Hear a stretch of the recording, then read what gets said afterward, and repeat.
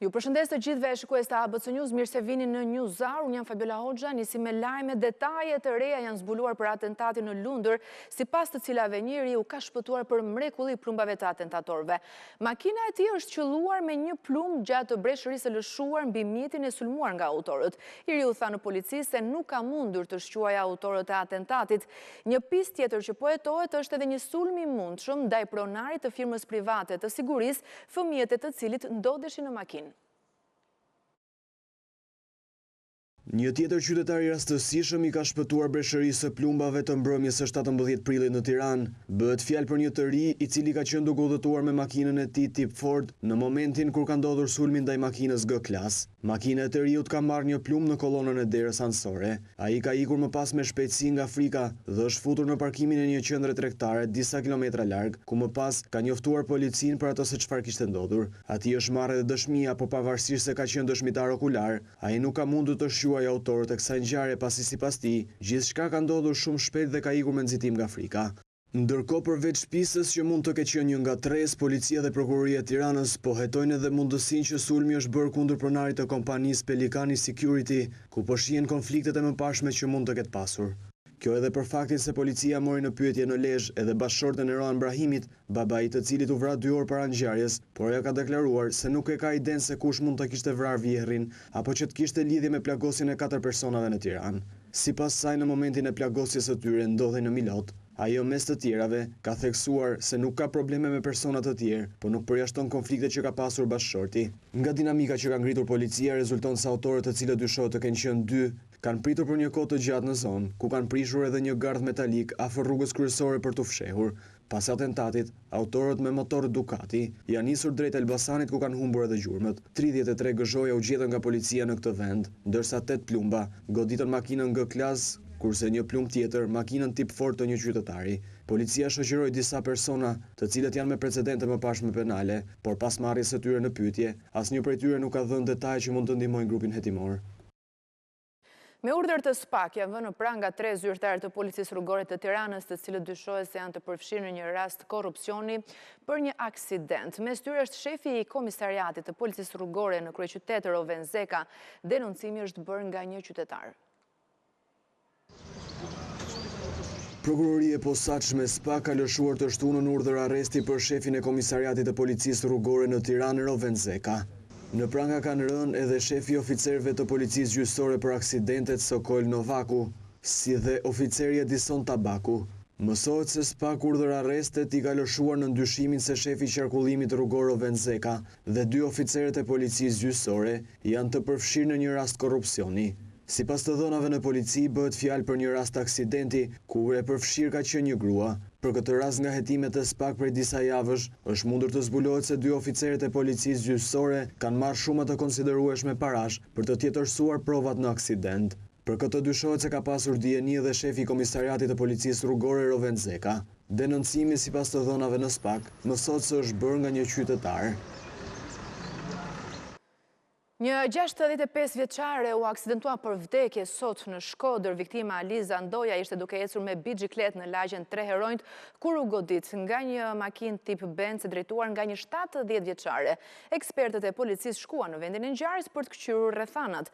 Drejtuesja e mjetit të përfshirë në këtë aksident është shoqëruar në polici për sqarimin e ngjarjes. Gjykata e Korçës vendosi masën arrest në burg për Andi Shkullakun, e arrestuar 3 ditë më parë në Pogradec lidhur me vrasjen e Egli Progës në këtë qytet gushtin e kaluar. Sipas prokurorisë, i arrestuari kishte dijeni për krimin, por e ka fshehur. Një tjetër person po hetohet nga prokuroria e Korçës për rastin ku në Pogradec më 10 gusht të vitit 2024 humbi jetën Egli Proga për shkak të goditjeve të marra. Bëhet fjalë për Andi Shkullakun, i arrestuar 3 ditë më parë nga policia e Korçës. Ai është lënë të shtunë në masën e sigurisë së arrestit me burg nga gjykata. Sipas prokurorisë janë zbuluar të dhëna të reja pas ballafaqimit të arrestuarit kryesor Denis Meçe dhe të akuzuarve të përfshirë në këtë ngjarje. Egli Proga, thot prokuroria, është goditur dhunshëm jo vetëm nga Denis Meçe, por edhe nga shtetasi Leonida Guçe, i cili ka qenë i pranishëm në të njëjtin lokal në momentin kur ka ndodhur ngjarja. Leonida Guçe aktualisht është në masën e sigurisë së arrestit në Burg për veprat penale të moskallëzimit të krimit dhe deklarimit të rrem, por tashmë është vënë në hetim për veprën penale të vrasjes me dashje të kryer në bashkëpunim. Ndërkohë është zbuluar se Andi Shkulaku, duke qenë dëshmitar ku u vra Egli Proga, ai me dashje dhe me qëllim ka mbuluar një prej autorëve të kësaj ngjarje, e konkretisht Leonida Guçen, pasi kishte marrëdhënie të ngushta shoqërore. Andi Shkulaku jo vetëm që nuk ka kallëzuar krimin e ndodhur, por ka dhënë deklarime të rreme duke mohuar se ndaj viktimës ishte ushtruar dhunë edhe në brendësi të lokalit Stropska. Mirë, do të jemi drejt për drejt në një takim në Korçë të kryeministrit Edi Rama së bashku me zëvendës kryeministren Balluku në vijim të turit të tij elektoral.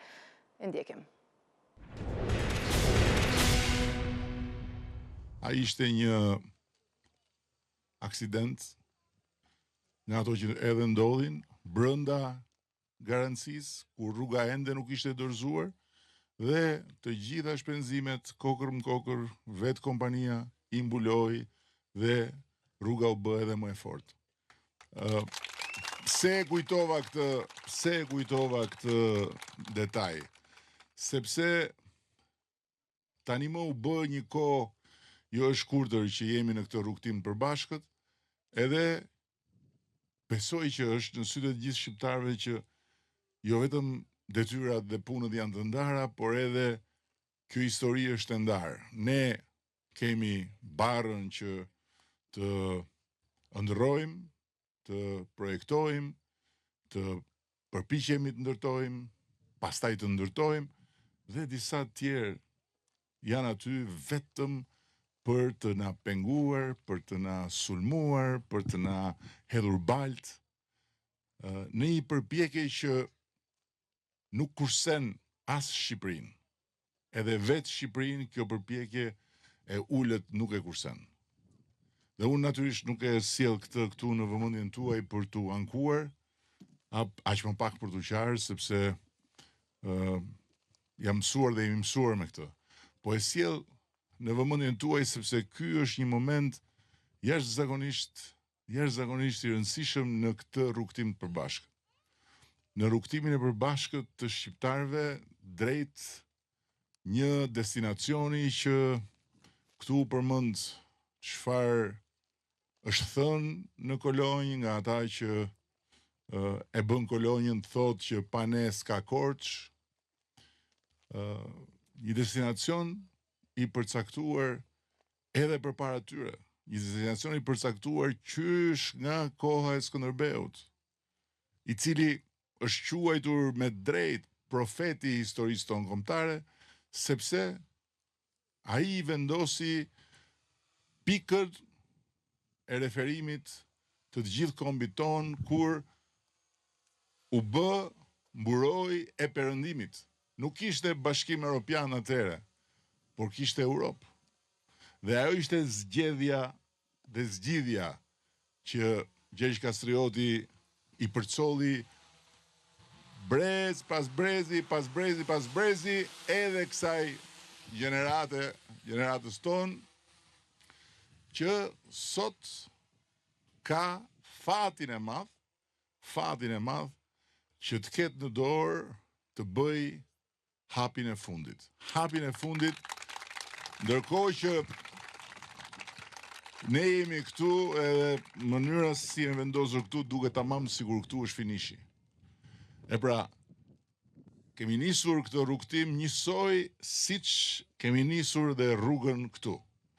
Një rrugë që absolutisht askush nuk e besonte që do ndërtohej ndonjëherë, ishte premtuar, ripremtuar, stërpremtuar.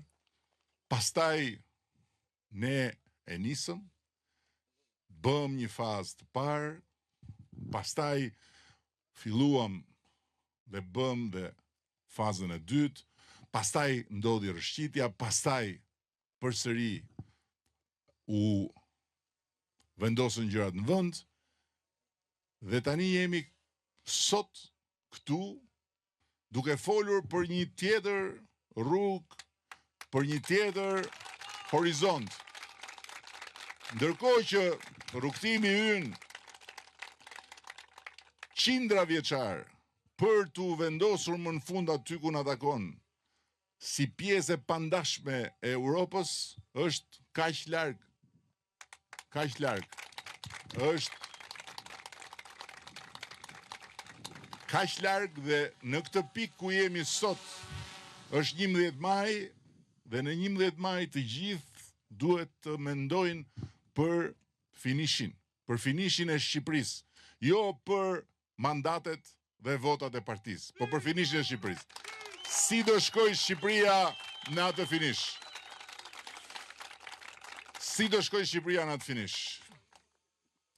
Shqipëria në atë finish do shkojë vetëm në qoftë se ne nuk humbasim as një minutë.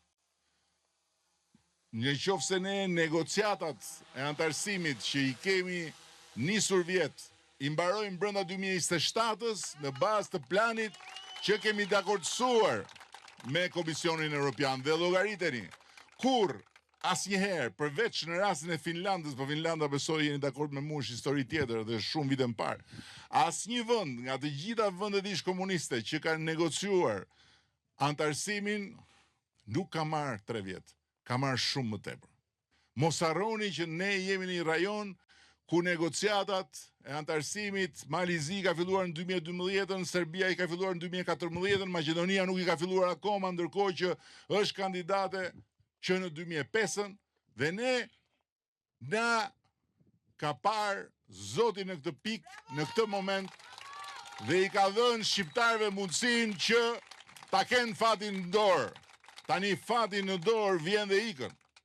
Nuk vjen në dorë të...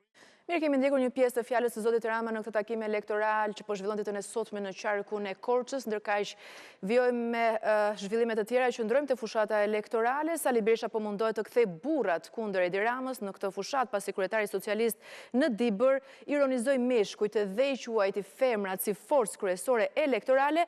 Kreu Demokrate ka quajtur atë kopuk dhe ka sulmuar gratë ministrit të Partisë Socialiste.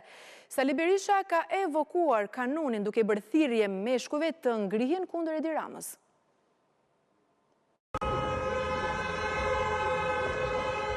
Sali Berisha inauguroi me mënyrën e tij tunelin e Murizit dhe rrugën e Arbrit. Burrat demokrat e pritën me makina dhe flamuj të partisë, ndërsa ai u bashkua festës në hyrje të Peshkopisë.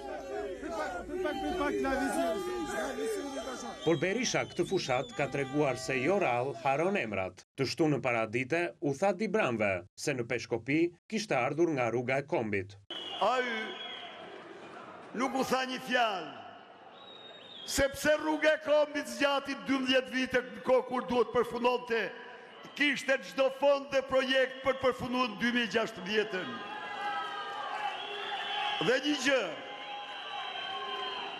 Dhe një gjë, do t'i them asaj zonjës nderuar që i tha se shkojmë në Tiranë, të garantoj dhe t'ja fjalën e nderit, se po të qesa për Edi Ramën kur ajo rrugë nuk ndërtohej.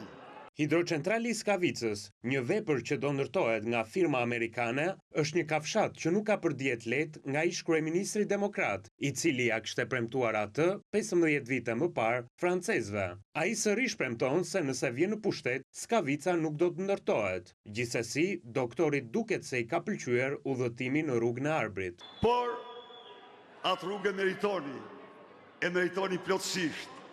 Ajo rruga e dytë e Kombit, dhe kemi krenarit madhe se ndërtuam 32 kilometrat e para dhe ju garantoj se në vitin 2016 ajo do ishte inauguruar me parametra shumë herë më të mirë se kjo sot. Por betejë elektorale në Dibër ka marrë prej ditësh një karakter gjinor. Edi Rama po në Dibër të njëjtën vlerësoi gratë si një lëvizje e madhe elektorale, nisur ndoshta edhe nga sondazhet, që tregojnë se i ashtu quajturi seksi i dobët është më i fortë në votime. Berisha, megjithse vuri të fliste të parën një femër, në një sallë të mbushur plot me burra, mbrojti të drejtat e meshkujve. Erdhe ti fole dje si kopuk. Sigurisht me ato ministreshat tua që gjigna minglohen në atë mënyrë, por do ta them të këtu. Burrat e Dibrës janë si malet e Dibrës. Njëra i që i sulmon, rrëf Dibra, rrëf Shqipëria, fitore, fitore, fitore. Pasi mbaroi fyerjet ndaj rivalve, Sali Berisha u kujtua se po fliste në kohë pashkësh, kur vdekja e Krishtit ndodhi prej mëkateve të njeriut. Këtu gjithashtu kujtua se ti jesh 80 vjeç, nuk ke dhe aq kohë sa për mëkatet në tokë, të kërkosh ndjes ndaj Zotit, ndaj Zotit të flas me gjuhën e Krishtit. Në këtë moshë, në këto vite, në vjeshtën time të mrekullueshme, nuk më duhet pushteti. Nuk kam ambicie për para, as për luks. Por kam një ambicie, por kam një qëllim, por kam një mision, të bëj gjithçka për të ndryshuar jetën tuaj.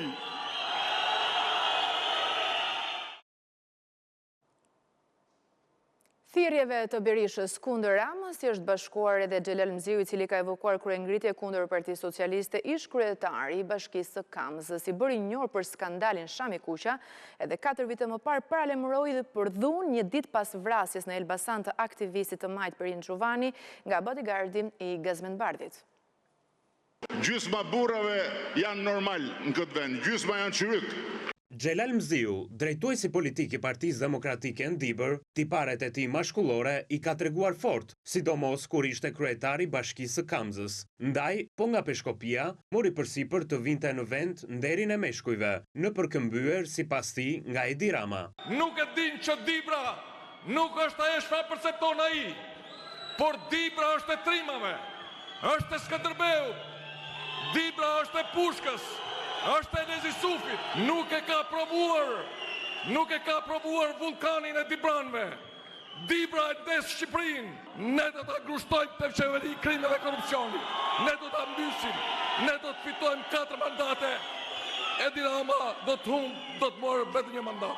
Por Xhelal Mziu ka një problem me deklaratat, zakonisht tërhiqet një ditë më vonë. Në fushatën e 2021, një ditë pasi aktivisti majt Perin Xhuvani u vran në Elbasan, po nga Dibra doli e paralajmëroi gjak. Çdo personi dyshim që lëviz në lagjet tuaja mjafton një telefonat dhe do ta psojë një lloj si ai Elbasanit.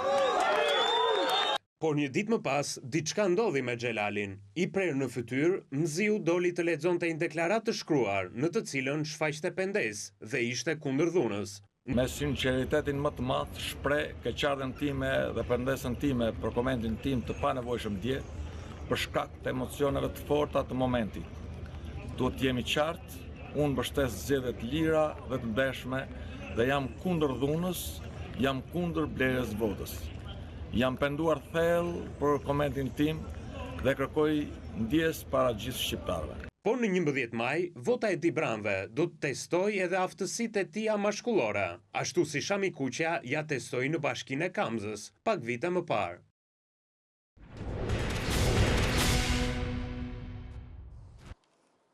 Ngroja e Korçës me gaz do të realizohet në vitin 2027. Projekti synon një rrjet modern gazifikimit të zonës që synon të përfundoj në fund të vitit të ardhshëm. Investimi në vlerë 44 milion euro do të realizohet nga kompania shtetërore e Azerbajxhanit Sokar Lajmu dha nga Korça, ka kryeministri Edi Rama. Qytetarët korçar do të ngrohen me gaz brenda vitit 2027. Projekti i gazifikimit në qytetin e Korçës synon ndërtimin e një rrjeti modern të shpërndarjes së gazit natyror me gjatësi prej 65 kilometrash. Kreu i qeverisë Edi Rama tha se punimet parashikohet që të përfundojnë në fund të vitit të ardhshëm, duke krijuar kështu një alternativë të rëndësishme energjie me kosto të ulët. Brenda vitit 2026, kjo punë e bukur për Korçën synohet të përfundojë dhe në 2027 korçarët të jenë të parët që të ndezin çelësin e ngrojes me gaz.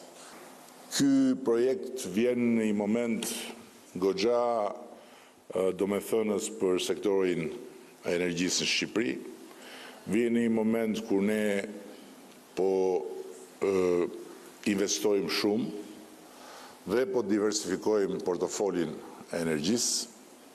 Vjen në një moment kur sot Shqipëria është prodhuesi më i madh i energjisë diellore në rajon. Zëvendës kryeministrja tha se sfidë mbetet shtrirja e gazifikimit në të gjitha qytetet e vendit, e madje edhe në rajon. Një master plan që do të jap Shqipërisë një frymarrje tjetër duke i krijuar një burim alternativ të një energjie e cila duhet të vi tek konsumatori akoma dhe më e lirë se energjia elektrike për ta vazhduar këtë projekt edhe në qytetet e tjera të Shqipërisë derisa të arrijmë gazifikimin maksimal prej 100% territorit, por unë do të thoja edhe në rajon. Malizi, Maqedonia e Veriut dhe Kosova janë 3 shtete të tjera të cilat mund të përfitojnë nga ky projekt i gazifikimit në të ardhmen. Investimi për gazifikimin e Korçës do të realizohet nga kompania Sokar e Azerbajxhanit dhe parashikohet që të kap një vlerë prej 44 milion eurosh. Gazifikimi i Korçës synon që të sigurojë energji më të pastër, kursim në faturat e energjisë si dhe mbrojtjen e mjedisit. Besimtarët e krishterë në mbar botën kremtojnë sonte Pashkë. Në vigjilje të festës fetare i Peshkëve të Tiranës dhe Durrësit, imzot Arjan Dodaj vuri theksin tek rëndësia e familjes. Në vigjilje të Pashkës, kreu i Kishës Katolike imzot Arjan Dodaj uroi besimtarët për më shumë paqe, entuziazëm dhe harmoni me njëri tjetrin. Në një mesazh nga katedrala Shën Pali, arqipeshkvi mitropolit Tiranë Durrës vuri theksin tek rëndësia e familjes dhe vlera e saj për shoqërinë shqiptare.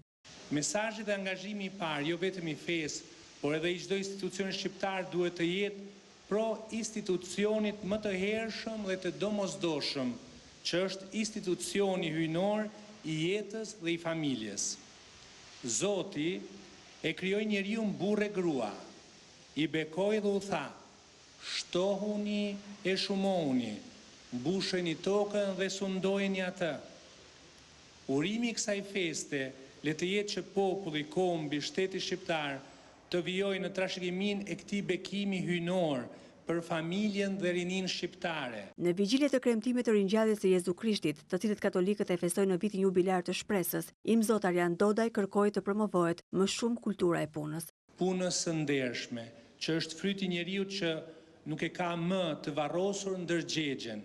Përkundrazi, nuk ka kur frikë të dëgjojë atë dhe të bëjmë në mënyrë që Shqipëria të jetë e të gjithëve, me pasuritë e saj mahnitse, të larmishme natyrore, shpirtërore, kulturore, artistike, etnologjike, arkeologjike, shumë të tjera. Këtë të shtunë, besimtarët katolik në Tiranë ju drejtuan katedrales Shën Pali për të bekuar shportën e ushqimeve të festës. Në aprili dashuri dhe bën që me gëzim që i kremtojmë këto Pashkë.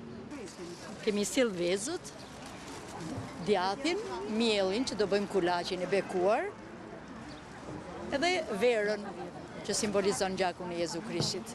Si tip, kulaqe si me qujt, ne e qujmë pagash, buka e Krishtit. Krishtin e bëjmë çdo punë. Edhe vezë simbolizojnë Jezusin, sikur qil veza atë zogun që ashtu e lind zoja e bekume. Sa në njallet Jezusi, edhe nesër mjes në hanë bekume në Zotit. Dhe falenderojmë Krishtin.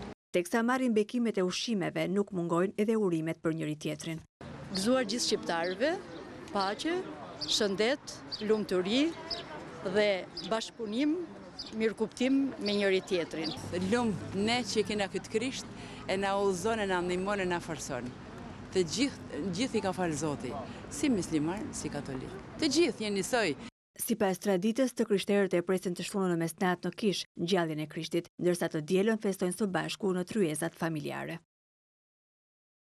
Nga Roma në Athinë në Brazil, besimtarët morën pjesë në ceremonitë e udhës së kryqit ose kalimit nën epitaf.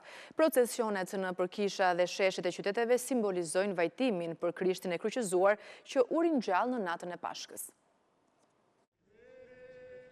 Besimtarët e krishterë në të gjithë botën mbajtën udhën e kryqit. Në Rom, katolikët u mblodhën në arenën e lashtë të Koloseut, nga ku nisën procesionin, duke nderuar vujtjet e Jezusit para kryqëzimit dhe vdekjen e tij në kryq. Edhe në Athinë, besimtarët mbajtën udhën e kryqit dhe ecën me lule dhe shërin në duar. Mira banorë të Athinës ndoshën procesionit në përkisha gjatë së premtes së madhe.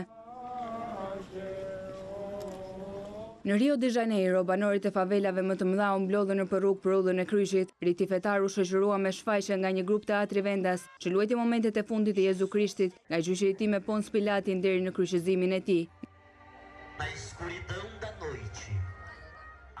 Në Kili, qindra besimtar katolik morën pjesë në udhën e Kryqit dhe ngjarja u shënua me një shfaqje që tashmë është bërë traditë për mundimet dhe vdekjen e Krishtit. Sipas besimtarëve, kjo kambi 50 vjet që zhvillohet dhe me kalimin e kohës është bërë më moderne. Mirë, jemi rikthyer në studio, vijoj me lajmet. Në seancën e tretë të konstituimit të Kuvendit të Kosovës, deputetët votuan raportin e ri të Komisionit për verifikimin e mandateve të deputetëve që e hap rrugë betimit të tyre. Pasi deputetët u betuan, seanca vijoj për të zgjedhur kryetarin e ri të Kuvendit. Albolena Haxhiu, e propozuar nga ish-kryeparlamentari Glauko Njufca në emër të lëvizjes vetëvendosje, nuk mori votat e nevojshme për të pasuar Konjufcën në këtë detyrë. Haxhiu mori vetëm 57 vota pro nga 61 të nevojshme, 20 kundër dhe 3 abstenim. 3 deputetë të nismës abstenuan, ndërsa LDK dhe AK nuk morën pjesë në votim. Haxhiu propozoi për të dytën herë nga Konjufca, por me të njëjtin numër votash Kuvendi e rrëzoi. Seanca u ndërprer për 48 orë dhe do të vazhdojë sërish ditën e hënë. Nga bari në Gjirokastër me avion, 5 turistë italian kanë zbarkuar në qytetin e Gurët pas një fluturimi 80 minutësh nga pulja. Ata thonë se udhëtimi ishte i mrekullueshëm, kështu italianët kanë ringjallur aeroportin e vjetër të Gjirokastrës, ndërtuar po nga paraardhësit e tyre gjatë luftës së dytë botërore. Qeveria thotë se aeroporti i Gjirokastrës është në planet e saj të ringjallërimit të pistave ajrore në të gjithë vendin. Turizmi elitar në Gjirokastër nuk është më një risi. Paraditën e kësaj të shtune në aerodromin e qytetit të Gurët, kam pritur ky avion turistik me të cilën kanë udhëtuar nga bari i Italisë 5 turistë italian. Italianët kanë përshkruar këtë itinerar për rreth 80 minuta fluturim. Shprehen të impresionuar për peizazhin që kanë parë dhe shijuar nga ajri. Per me la prima volta Gjirokastër. Është hera e parë që vi në Gjirokastër. Ajo që pash do ta cilësoja si një mrekulli. Do të vizitojmë qytetin dhe zonën historike, pasi kam dëgjuar shumë për të. Jemi 5 miq që kemi ardhur nga Italia dhe do të qëndrojmë këtu deri të martën. Che ci infiliamo nella valle da Valona. Shijuam peizazhin e Vlorës, Tepelenës dhe sigurisht të Gjirokastrës, që është një qytet mjaft i veçantë dhe i bukur. Pista është në parametra tepër të konsiderueshme, por ajo se çfarë do të dëshironim, do të ishte lehtësia në përpilimin e dokumentacioneve në një kohë sa më të shkurtër dhe të shpejtë. Kjo do të sillte edhe më shumë vizitor nga ajri në Itali, edhe më shumë vizitor nga ajri dhe Italia në qytetin tuaj. Për mua kjo është hera e dytë që vi në Gjirokastër dhe sërish ndodhemi mrekulluar. Kjo edhe për kujtimet e bukura që kam në këtë qytet. Pas uljes parë në aerodromin e Gjirokastrës, italianët vlerësojnë parametrat e pistës, ndërsa moti i mirë ju favorizoi fluturimin. Gjirokastra vjen të jetë e preferuara e turistëve italian. Prej vitesh ata qëndrojnë në krye të listës së të huajve që vizitojnë qytetin historik. Gjirokastra ka avantazhin e turizmit gjithvjetor, ndërsa prej muajit janar qyteti i mbrojtur nga UNESCO dhe zonat përreth kanë mirëpritur rreth 35.000 turistë, kryesisht të huaj. Kemi ardhur në fund të Newshour, ju kujtet klikoni në webin tonë abcnews.al për të tjera zhvillime, gjithashtu në radio mund të na ndiqni në frekuencat 105 FM. Pas pak do t'jeni me kolegen Jeta Kasemi në faqja 4, qëndroni me ABC.